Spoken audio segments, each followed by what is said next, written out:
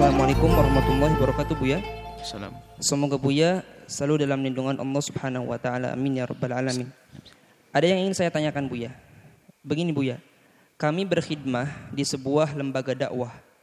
Jam khidmah kami sesuai kesepakatan dengan pengurus adalah dari jam 6:30 pagi sampai jam 4 sore.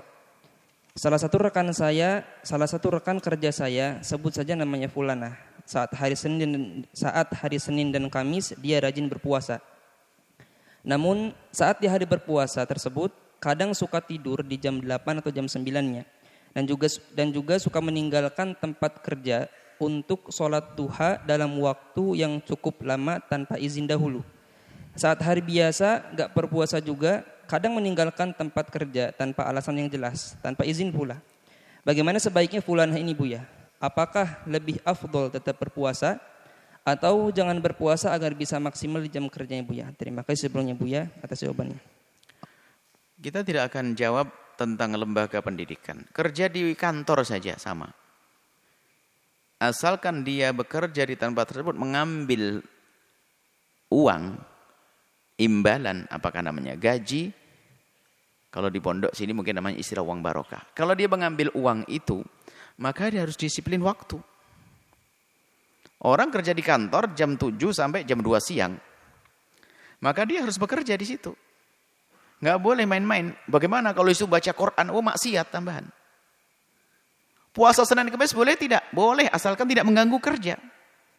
Kalau ganggu kerja gimana? Puasa itu sunnah, kerja itu wajib. Karena untuk menerima gaji yang halal. Cuman kebodohan orang itu kadang-kadang seperti itu. Wah, di kantor Masya Allah, orang pada ngantri. Dia baca Quran, Bismillahirrahmanirrahim. Ini orang. Sholat duha lama-lama, yang gak dibenarkan. Wong tugas yang kerja kok sholat duha. Itu sholatnya dengan hawa nafsu. Dan menjadikan rizkinya haram. Karena kebodohannya. Dia tidak sadar bahwasanya di saat bekerja di kantor. Karena dia untuk mencari nafkah anak istri. Atau bekerja di pondok tersebut itu. Sebetulnya dia bekerja itu sendiri sudah pahalanya besar. Kalau ingin sholat nanti di waktu itu. Ingin ngaji di waktu itu, di luar itu. Puasa Senin Kamis bukan dilarang. Akan tapi dengan catatan dong. Dia kerjanya maksimal. Kalau tidak, lebih baik tidak usah puasa Senin Kamis. Karena dia punya tugas. Tugasnya hubungannya dengan yang dimakan, rizkinya dia. Nah, ini kadang-kadang dengan hawa nafsu gitu. Kerja di sebuah tempat, wah senang puasa, senang baca Quran, senang ini. Akhirnya kerjaannya trader, haram semuanya rizkinya.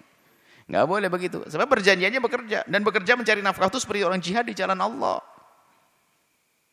Seperti itu. Jadi waspada ya siapapun yang punya ikatan dengan seseorang dalam pekerjaan. Nggak boleh kita buang-buang waktunya untuk ibadah. Kecuali yang wajib, sholat fardu iya. Itu pun yang normal dong. Jangan manfaat sholat waktu, wah 1 jam deh. Sholat duhur 1 jam. Padahal kalau di rumah itu cuma 5 menit. Giliran di kantor 1 jam. Ini sakit orang ini. Allah Maha tahu. Ini ada urusan dengan keberkahan hidup kita. Kita punya guru-guru mulia, Masya Allah. Ngajar. Nah, kita ada guru namanya Syekh Muhammad Al-Khatib. Sekarang mufti di Tarim sana. Itu beliau tuh ngajar. Syekh Muhammad Ba'udhan, orang-orang alim.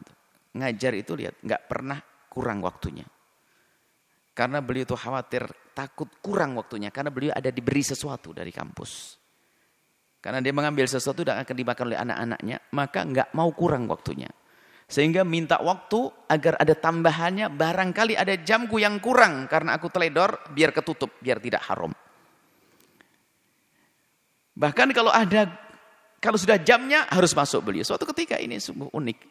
Padahal beliau itu dalam menghormat guru itu luar biasa. Habib Salim Asy-Syatiri ada di dalam kelas. Ngajar kita. Habib Salim Asy-Syatiri ngajar kita. Cuman beliau itu kadang asyik itu kelewat waktunya. Ada Syekh Muhammad Khatib. Ada di pintu. Ngelihat jamnya. Biarpun gurunya itu mengatakan, Habib itu jam saya sekarang. Ini jam saya. Kenapa? Ini ada urusan dengan halal haram. Allah, orang begitu ini gimana bukan waliullah di atas bumi ini.